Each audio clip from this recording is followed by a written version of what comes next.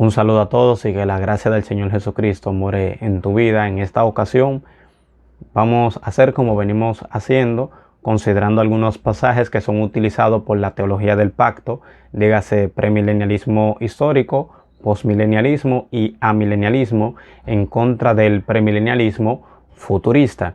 Este pasaje es Efesios 2, del 11 al 22, que es un pasaje que está en el centro del debate sobre el tema de Israel y la iglesia, porque según los teólogos del pacto, este pasaje es un golpe definitivo a la idea de que Dios tiene un futuro para Israel como nación aparte de la iglesia.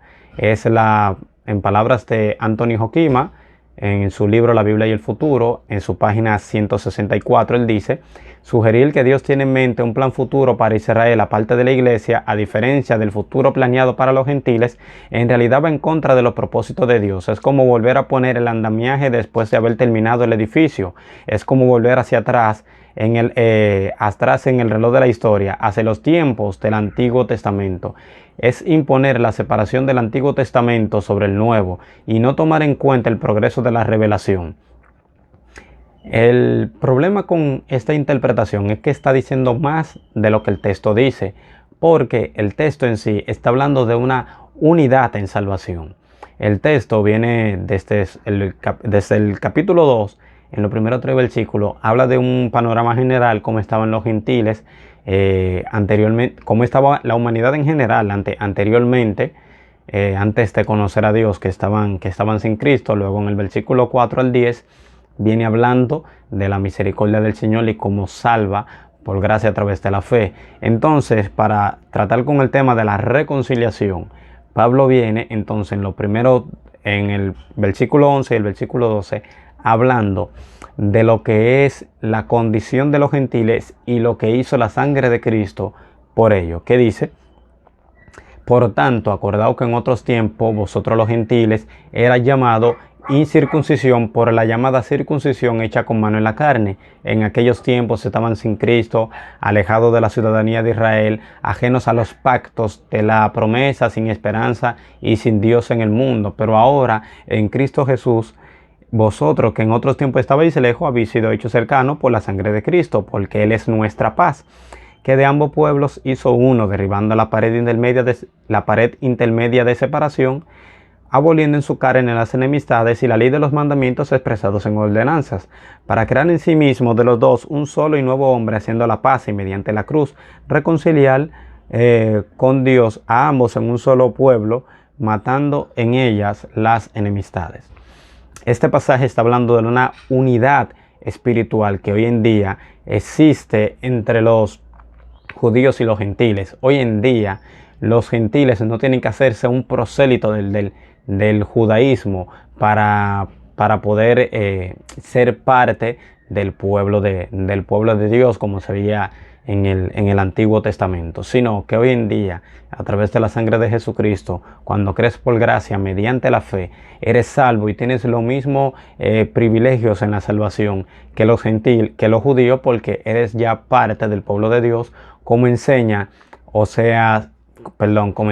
Romanos 9:24, que ya nosotros también somos parte del pueblo de Dios. Hoy en día somos un solo pueblo de Dios, pero se sigue manteniendo su etnicidad, y eso es muy importante de recordarlo. Hay una unidad espiritual, pero hay una diversidad funcional que se mantiene, como en el caso de lo que es el hombre y la mujer, que evidentemente en Gálatas 3:28 dice que no hay varón ni mujer, no hay esclavo ni libre, pero esto no quiere decir que la mujer y los hombres tengan la misma función dentro del pueblo de Dios, porque evidentemente al hombre es que le toca lo que es el pastorado, la enseñanza autoritaria dentro de la iglesia, y la mujer, como enseña Timoteo, en la primera carta a los Timoteo, capítulo 2, versículo 11 al 15, tiene otro tipo de función dentro de la iglesia, y eso no quiere decir que se salvan de diferente manera. Sigue habiendo una unidad espiritual en la cual ambos son salvos, pero sigue habiendo una diversidad funcional dentro del mismo pueblo, como pasa también con los pastores y los otros miembros de la iglesia. Evidentemente, cuando observamos, los pastores son salvos iguales que todos nosotros, pero se sigue manteniendo una diversidad en funciones porque el pastor es el que fija la doctrina de la iglesia, el que pertenece al cuerpo pastoral, que es el que apacienta la grey del Señor. Y como enseña Pedro en su primera carta, capítulo 5, versículo 4, los pastores recibirán una corona incorruptible de gloria cuando aparezca el príncipe de los pastores.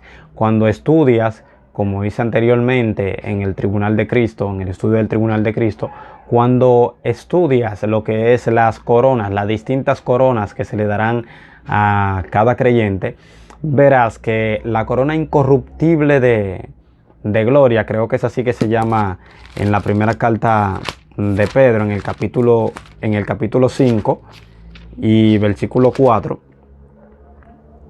si es la corona incorruptible de gloria, podemos observar que esa solamente se le otorga a los pastores por su liderazgo fiel al Señor.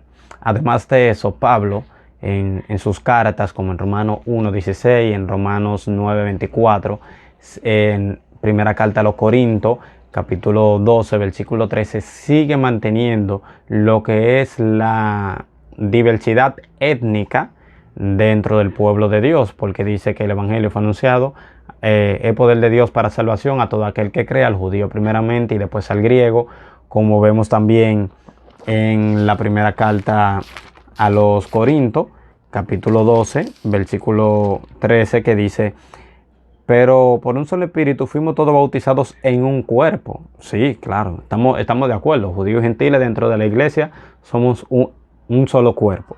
Dice: sean judíos o sean griegos, sean esclavos y sean libres, a todos se nos dio a beber de un mismo espíritu. Ahí, como vemos, se sigue manteniendo dentro de la unidad de la iglesia una diversidad étnica, lo cual es importante porque cuando observamos el capítulo 11 de Romanos podemos corroborar esto.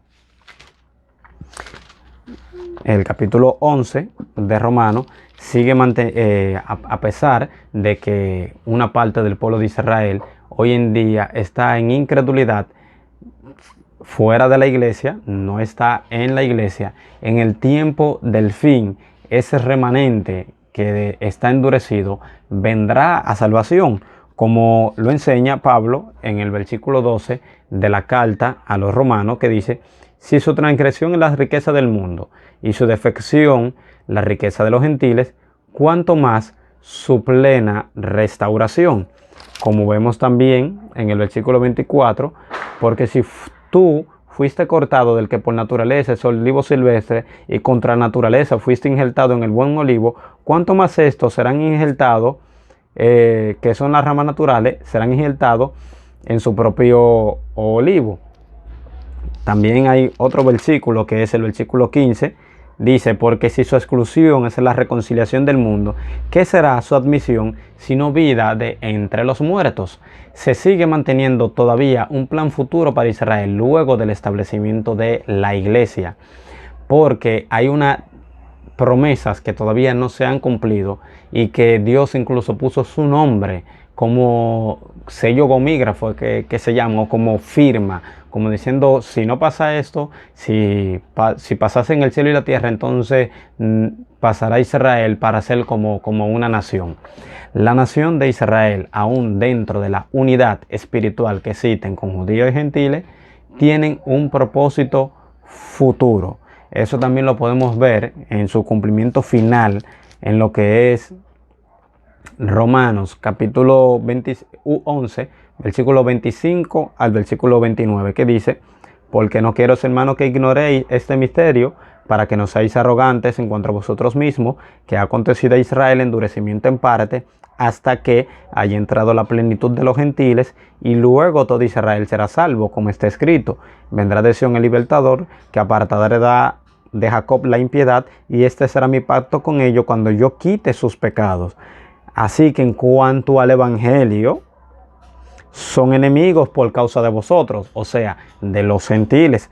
Ellos son enemigos en el evangelio por causa de los gentiles. Dice: Pero en cuanto a la elección, son amados por causa de los padres, porque irrevocable son los dones y el llamamiento de Dios.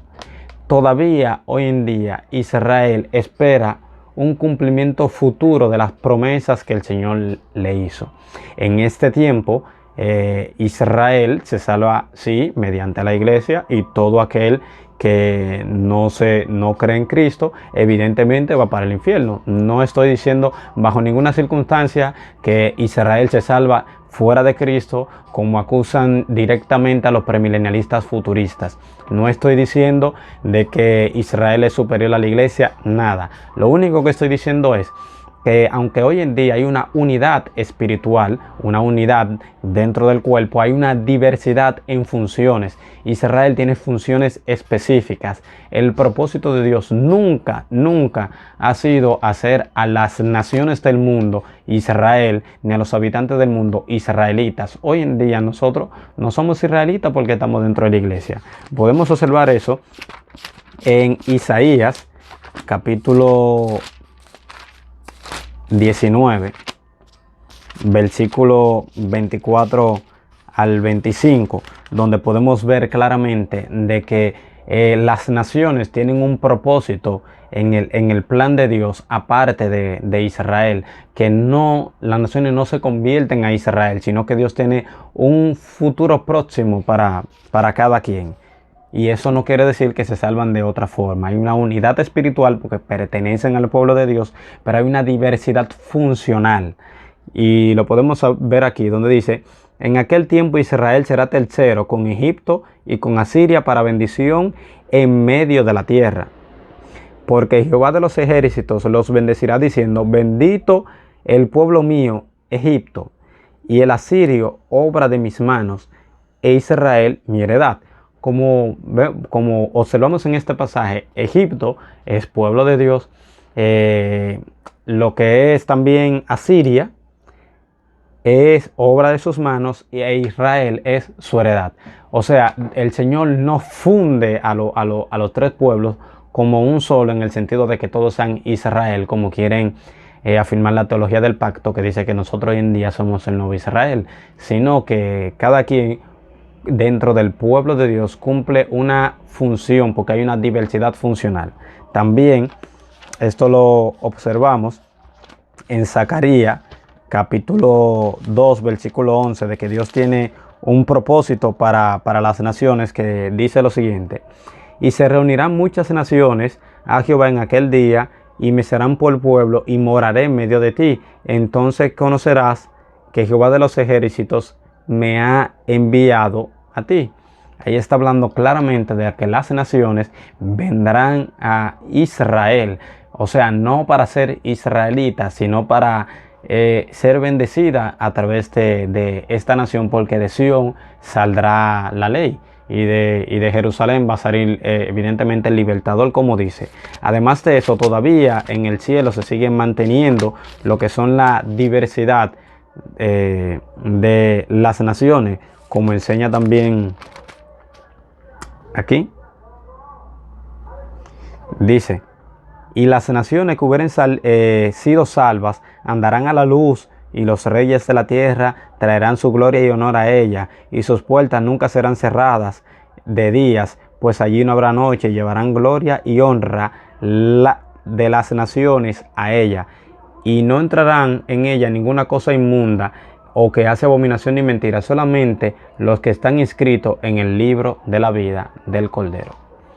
Entonces, no es una idea loca afirmar de que Israel hoy en día tiene un futuro como nación, donde será salva, donde el Señor pondrá sus pies sobre el monte de los olivos, donde el Señor establecerá su trono en la casa de David su padre, como enseña, como le dijo el ángel a María en Lucas 32 al 33. Se sigue viendo, es verdad que hay una unidad en la salvación, pero hay una diversidad de funciones.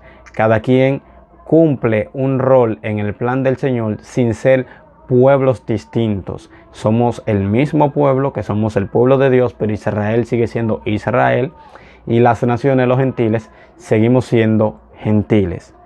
aunque pertenezcamos a la misma familia del Señor.